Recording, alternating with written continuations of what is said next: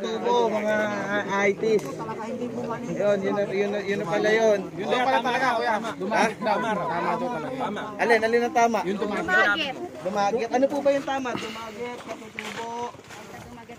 Ay, dumagit. Alta dumagit. Bigay. Wow, ganda na. Di po sa ano po kami sa artikulo 1 ng Eagles Club.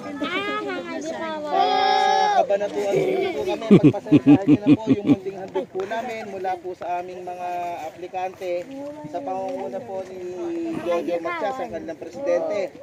Ako po ang presidente po ng artikulo 1 ng Eagles Club. Kuya Kiko na lang po.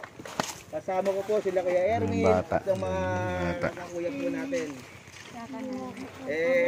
Nakasakan po namin, medyo mas marami kayo. May mga darating pa po ba?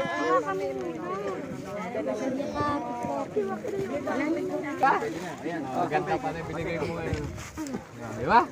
Tama! Bandang huli, pag pupunta ka ng bukid, may lalagyan ka pa ng baon.